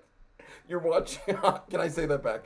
You're watching a hockey game, and it's like, bet, and then the fine print goes like, gamble responsibly, and then someone comes and serves alcohol. Yeah, it's and like then the cheerleaders. If you have ruined your life, call this number. It's like drink. Alcoholics Anonymous is available on Wednesday don't nights. Drink too much, wink. You know, like, oh my God, that's how much regard they have for your life that they're like putting out both messages. You know, and it's like, okay, fine. You have like these industries. By the way, like, not to get too political here. No, but, like, get very political. The way that like gambling and like alcohol is prioritized by like a certain government, it's like those are like the mafia's priorities. Like, that's just what like a certain level of government is like doing that and nothing else. It's like I would expect like Tony Soprano not to like prioritize like public education and healthcare, you know, and like get control over the rackets. But like this is what like what is going on? Something is like really broken, you know. Can I have you noticed it too. Jeff Halperin, you are so interesting, man. How do you maintain your level of curious interest to yourself and the public? You are not a square. You did not sell out to the corporations ever. That's such a, I don't know. It sounds like you mean like how do you stay interested in your own life? How you're not like a crusty, bored, like tired, like something like that? Or why are you? Or like, you know, there's always the a Jewish boy. Oh, you have to be a lawyer, a doctor, an accountant. You cannot write. You cannot play guitar. You cannot. And that's a wonderful thing to be. Like, you know, it actually doesn't matter what profession you're in. Like, carving out some time for yourself, your own like hobbies and stuff. You know, sometimes you know, mortgage, family responsibilities, your like professional obligations. My sister's a lawyer. My brother is a doctor. You know, like these are wonderful things. To get back to like what I love that gets me excited, like specifically, Dead Souls by Nikolai Gogol. I love that novel so much. Why? I have to look it up. It's a swindle novel.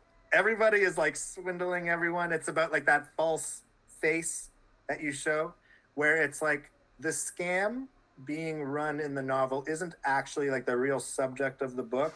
It's like the manners and like the smug satisfaction of the scammer and like the way that those things are colliding. I just love it. I'm a big fan of that.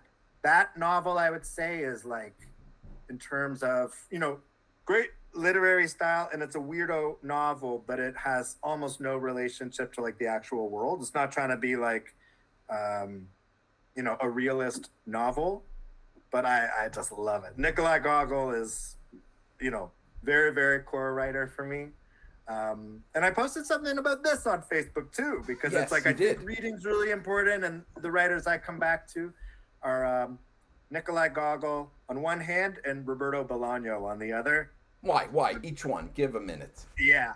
Bolaño is extremely interesting. He's from Chile. He died in like 2010, I think. So he's like way more modern, you know.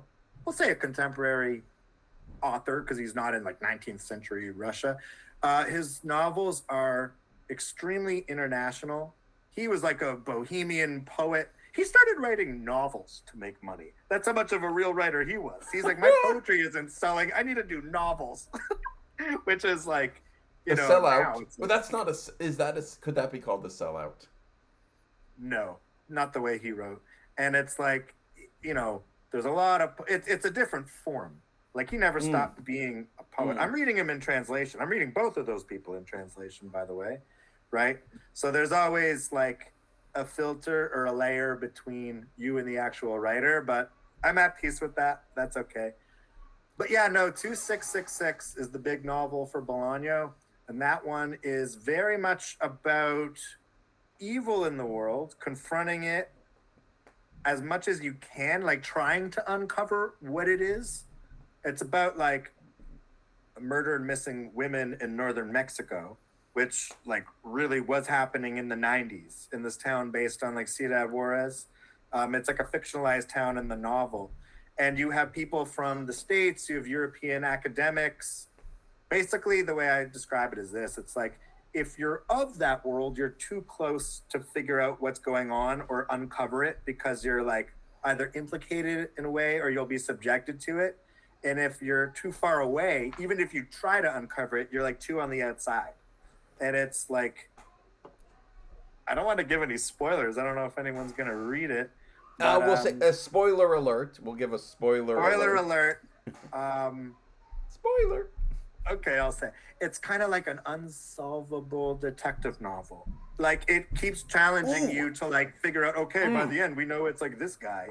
And it's like, it could be one guy that they find. It could be different guys they find. It could be different guys they don't find. It's like society is kind of the killer. It's not just about like one dude. It's like the world. It is an extreme. It's one of those everything novels. A lot of it isn't set in Mexico. A lot, like there's a lot going on. And so I just, that novel floored me. It floors a lot of people. Yeah. Bolaño has like a cult-like readership. I'm one of them. Oh man, I'm reflecting on the totality of my life. And when I was in grade 9, if I could tell a short story, I had to read Lord of the Flies, and I hate reading. So I went to school one day, and like one guy elbowed me and goes, "You read Lord of the Flies? Did you do the book report?" And I'm like, "Whatever, just put my name." Yeah, absolutely. It's about those well-behaved school children. But it was even worse. I'm like, "Hey Ken, just add my name to the front, and I'll say there was a bar mitzvah I had to go to or something." And he's like, "No, Miss Vivian's gonna sit down at our table, and she's gonna have a discussion." And I'm like, "Discussion? Just another fraudulent Merker Burke report. Come on, just add my name." And he goes, "No, Michael, she's gonna sit at the table and ask you particular philosophic and personal viewpoints on the story." And so she did. And I remember to this day a guy elbowing me under the table. "Michael, what do you think happened in relation to Piggy, and how do you feel about the whole situation?" And I'm like, great question. I just need a little more time to think about it. There's so much I want to say. Literally, that was the exact. I'm like, and I was reflecting on what Ken, my good friend Ken, and I like how he looked at it coming from a Chinese Canadian perspective of an affluent family where his family moved from Hong Kong, was it? And hearing him talk about it, actually I found very offensive and even anti-Semitic, because at this table here, we're at public school, and I'm sitting at a table, and I'm coming from like a Jewish, maybe a little bit religious family or whatever, and I'm sitting at a table of non-Jewish people looking at the book through what could be called and I start yelling like extremely anti-Semitic ideas, and then she's like, "Oh, well, don't contact the principal," and then I realized, whatever, this is a true story, But I guess but tying it back to what we're talking about is I sort of realized, I think at that point in my life, where you can fudge a certain amount of things if you yell and threaten a little bit or say crazy things. There's nothing you can't fudge by threatening the right way. But many years later, actually, why fudge it? Yeah. No, that's what this is also a revelation in my own life. Is the a few years ago, I actually read the book and I was like, Lord of the Flies. Oh wow, this is actually really good. And someone's like, Michael, you're 36 years old. You're just reading books now, and I'm like, oh, I didn't know we're supposed to read and learn things. So funny, dude. It's I'm like a math nerd. I had an epiphany like a little while ago. Yes. Where when you're a kid in grade school, you think somebody is only writing this book so that the teacher has something to torture you with. That's what I thought. Like, that isn't, it doesn't exist for you. It doesn't exist in that classroom. It's like somebody felt strongly enough to like put something together, and then people have just been doing that for centuries, and that's writing, you know. And teachers are actually good people trying to, and most of them, not us two, but the good teachers, actual really doing it now. Kosher teachers. They're like passionate about breaking through to the youth, making sure that they know some of this stuff. But guys like us are not to be perhaps good teachers for some reason. I don't think I'd be a bad one. I'm considering getting back into it. I miss it. Like, you know, I would love to just talk about books all day. And it's like, if there's like a bunch of people who have no choice but to listen to you, like that could be good. I was like, wait a second. I think that's what being a teacher is. They're forced to listen to your spiels. So I was okay, you have to mark them and do a bunch of other stuff, but could be a good career path. No. Okay, you said it out of my head. The whole thing for me was like, I hate kids and bureaucracy and private schools and public schools. I know, I do too. I would love to just be in a room with them, just like, you know, with anybody, just talking about books and, you know, ideally arguing, sometimes passionately, but sometimes in a relaxed way too. I've actually like toned down how I read. I used to be very like militant. You know, this is what this means. How dare you? And I'm like, okay.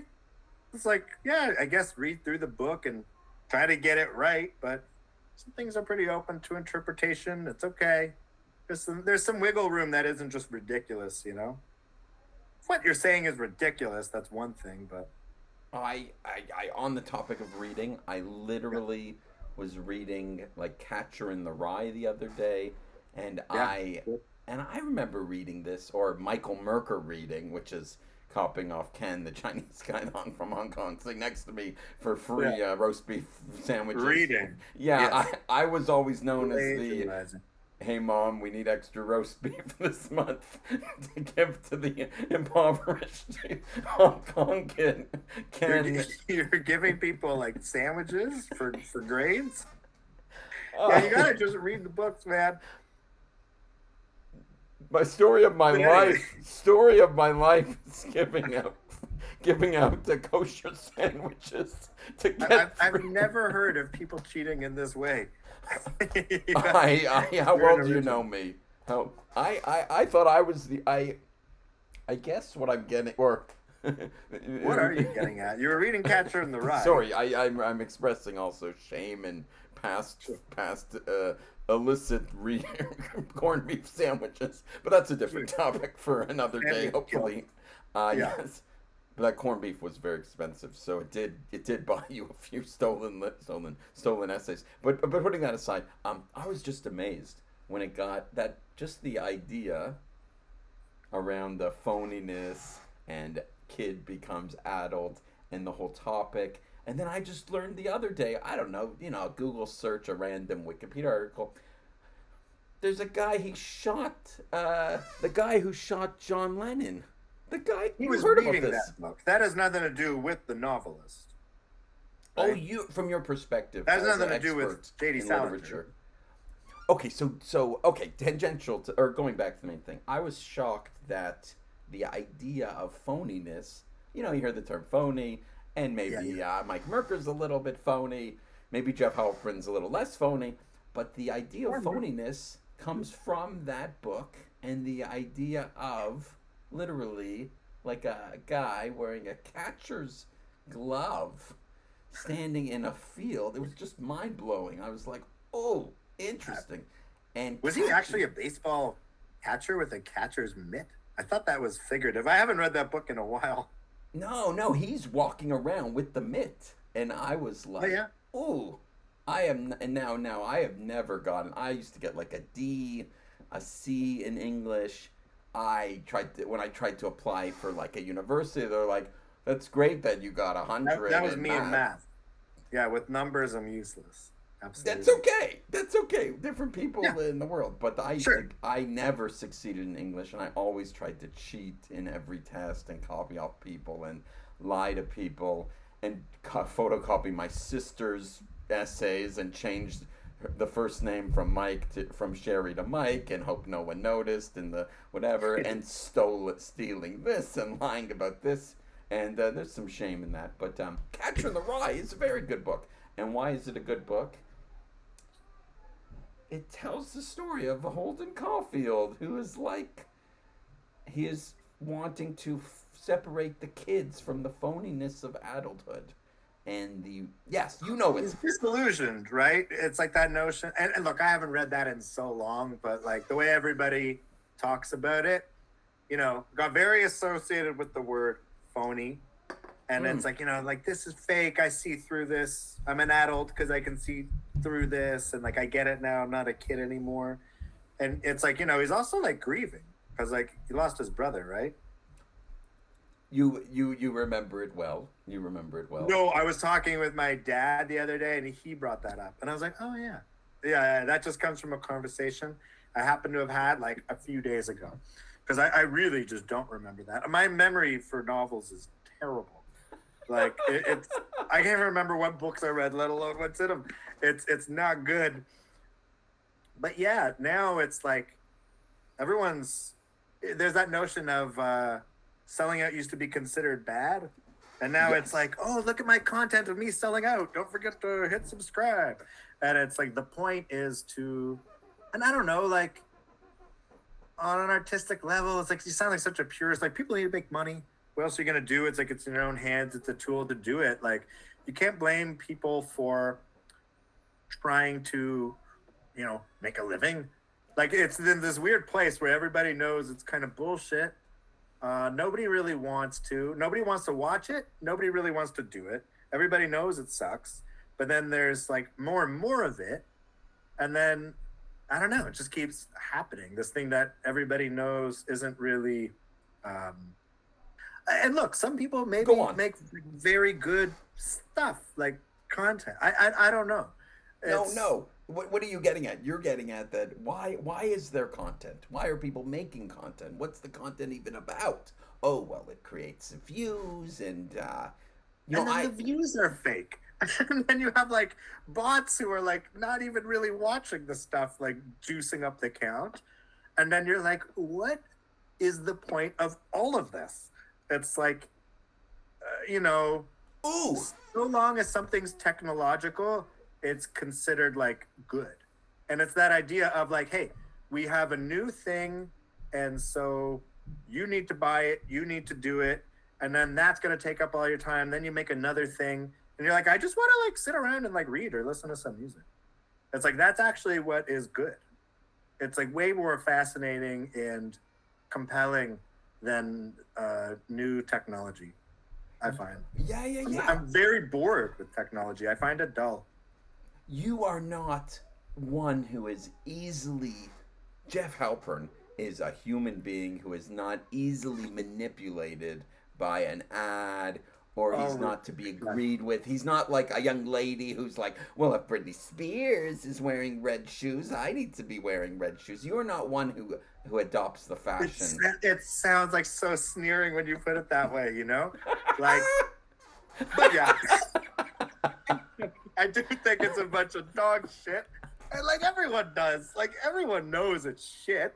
I don't know. Actually, I don't know if everyone really knows. That's, I guess, what I'm trying to realize. Maybe I'm just realizing this now. Sure. Is that starting to get the funny feeling that not everyone is so eyes open as much as some of the stuff you were saying earlier, some of the weird experiences I've had in my life where I'm like, whoa, that was an eye-opening experience. I never saw so far behind the curtain where it's actually like, whoa, that's how you do an ad, or that's how you juice the views, or like you Right, actually right. you actually go to someone's house and there's an iPhone farm and there's just a bunch of phones and they push a Yeah. button and And it's it's all like just a bunch of phones. Yeah. it's so much more fraudulent than you could ever dream of. It's like a fraud behind a fraud wrapped up in a swindle, and it's just like, just give me a book. Yeah, I'm Like like, wait a second, what do you do for a living? It's like, Michael, this you were not supposed to come into my I didn't know you were coming over. I would have hid the blockchain mining thing, or I would have hid the iPhone farm. And I'm like, wait a second. He's like, don't tell anyone you saw it. I'm like, you told me like that was a legitimate. You told me that you're doing social media. And he goes, I am definitely doing social media. I'm like, you have an iPhone farm. There's 40 phones. You're clicking. It's pre-programmed. The views are manufactured. He goes, well, you have to start somewhere. I'm like, start somewhere. This is illicit. He goes, well, it's not technically illicit. I'm like, the it's tone you're illicit. using. Guy wearing a yarmulke. The tone you're Like using. here's the thing, right? Like as far as Google is concerned, they don't really care if it's fake because then they could show businesses that these people are watching it, right? And it's like I'm actually not interested in finding out exactly what the fraud is. It stinks like shit. I just want to go in a different direction and just like leave that behind. I'm just not interested in it, for me personally. So yeah, and then the other thing is music too. It's like reading and like music. Like I've always been like a Grateful Dead guy, and I've been in a bunch of different phases. But the jazz one, wow! I haven't even mentioned Sun Ra yet. Tell something about jazz while we are. You know what? It's interesting. I should say that. Oh wow, it's been almost 2 hours chatting without commercialism and Yeah, without products being pumped in, and yeah, without ads, and without this yeah, sure. document. This movie's great, but really, here's the six before it starts. Here's a bunch of commercials, and here's a bunch of movies coming out, and here's Sure. Miramax, and here's Just talking with an MGM, old buddy. It's and been a here's a pleasure. bunch of Michigan. Here's a bunch of forced communications and commercialization of thinkings, and this is very interesting. What do you call this? This is raw, unfiltered media. I call it talking. Talking. Yeah, I think this is what they call a conversation. Would you be the co-host on other future podcasts? Sure. Why? Yeah, Why if would you have want me to on be? to just Why talk would with you me. want to be? There might be technology people who want to push their thing a bit. You would Okay. be. Well, look, it's like you have to respect it. People, there's a design behind it, and it's like they're coming from a walk of life where like it makes sense, and like you have to respect people. Like I'm describing, um, sometimes like money's wrapped into this stuff, and I'm talking about it in an aesthetic sense, and just saying like, well, this is, I prefer music to this, but like it's their life, you know, and so you can't just like dismiss it so wholly in people. Like I'm not judging people who do this stuff, like that would be, I think, snobby or superior or something. I'm just describing what I like to do, but yeah, I'm very interested in seeing how other people come at this stuff. Interesting. I will line up more. It might have a tech layer Sure. because at some point you know what, in real life, at some point someone's going to be like, well, what is this podcast about? And Yeah. you can't lie. You can't like be like, you have to at some point be like, well, at some point someone's going to ask why you're doing it. And Right. there are what do you call, what did you say? Something like, man, we live in the part of the world where things are more Oh, artificial. like You there's like a touched on it. consumer. Consumer. Like usually you have to sell Yes. either an angle or an idea or a product or something. Like, usually it's not just like, hey, I'm just interested in this. Usually there's an agenda or something, a reason for existing. It's not necessarily so nefarious, but But isn't it free today to just talk about things yeah, I that you haven't like? had. That's why this conversation's been very like rambling and all over the place. It's your fault. Yeah, it's like I don't know. What is your podcast about, man? I've been here 2 hours and I have no idea. And that's the podcast. And that's a wrap, folks. I literally, you know what? To tell the truth, I actually was unhappy that I couldn't get on. I guess in the back of my mind, I asked 20 different people if I could be a guest on their podcast, and I kept sending different messages. I said completely different things to different people. I'm like, please, you have to have me on the podcast. And then it kept being like, well, what did you do to get on this particular podcast? And I'm like, okay, well, I know the previous guy who's on is a venture capitalist. I'm not a venture capitalist. And he goes, well, if you don't have money, if your father is not cookity, and I'm like, well, okay, I mean, what about this? They're like, well, is that true? Did Mike Merker actually do that? And I'm like, well, I don't ask so many questions. They're like, well, what do you think? Well, if you come on the podcast, we're going to interview you, right? What are we going to talk about? And I'm like, can't you just give me a toot? And they're like, no, we're not just talking about things. There has to be a direction. I'm like, well, yeah. Well, I want a podcast where there isn't any direction. The guy's like, and by the way, are not well. Are you married? Do you have children? What's wrong with you? And I'm like, my podcast will just be interesting people and we will loosely talk about random things. And they're like, well, that's not a podcast. It's, it's funny. When I was in India, people will approach you for stuff because you have a platform and they have like, hey, do you want to do a story? I have this new business. And it's like, I don't think our readers want to read that, but like, best of luck, and you have to, is it actually aligned with the thing you're doing? Come, we have a special guest. Come, say hello. Real life, everyone. This is so raw and unfiltered. Come, say hello. Sure. If anyone's watching this on you, you know what's interesting? Say, you're live. Who are you? How old are you? You see, it's already manufactured. I love your tiara. The sign of the previous. It was interesting. So this is episode 3, and in the first episode, it was Electro Hire. It was a friend of mine in Michigan, Tristan.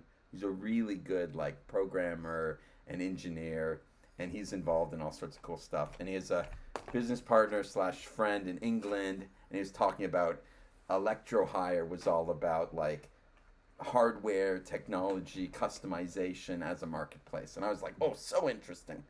But when we talked, it was all over the place. So we're talking about this computer system and this lighting thing, and what if Mike Merker had a crazy idea and how much this would cost. The second time was a 21-year-old guy, just did the other day, got 100 views within 3 days. Yep. And it was for an hour and 20 minutes with Diego Vera, and he talked about selflearners.io, and he was all big about coercive, all education systems, almost all are coercive, and we should teach ourselves, and that is where the future should be. And he carried the conversation so well, and I'm like, it was mind-blowing. I watched it a couple times. I'm a little frightened of that idea too. There's a difference between being and look, I don't know what his product is or something, but there's this notion of everyone's homeschooled. It's do you know enough to homeschool your kids? It's there's a reason why we've had guild programs where it's no, you have to become you develop a certain amount of expertise and then pass it on. And you can't just be severed from that thing either. There's a difference between, okay, I don't want to just they're spoon feeding me this stuff in public school that's blah. Fine, read whatever you want and you have a certain amount of backbone. You don't need to absorb it all. But like, no, there are people who know more than you too, and be a little humble and learn from them. Interesting. You are not always agreeable with people. You want to vocalize your own perspective on things. You're not Well, yeah. you're not a yes man.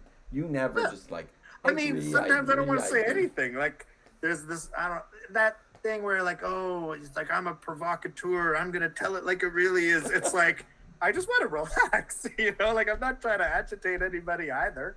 But, I don't know, man has some thoughts. That's all. I oh man, this is I'm very this is relaxed about it. But like, good. Yes. I don't know, like, everybody has like a voice in their head where it's like, well, that doesn't, I agree with that, but not that. And we're talking. So, Very good. I am literally looking at my computer and it says 2 hours and 29 and a half, almost 30 gigabytes. So you don't even know, like, normally I bring up point, Sun Ra first thing and I would have been talking about him for like 80% of this. So we could do this again. We could do this again. absolutely. You want to have a jazz episode? You want to hear about spiritual avant-garde jazz? We are going to push everyone off. Everyone else has to wait because whatever they're selling or pushing, which is good, I respect it, but it's not. There's always a Mike Merker. What's this Hey, radio I'll about? come anytime. I'm around. Talk to lots of other people, but it's been really fun. I've enjoyed it, man. I It's will been a pause. real- I will pause the thing before my computer heats. I will pause here, gentlemen. I will pause.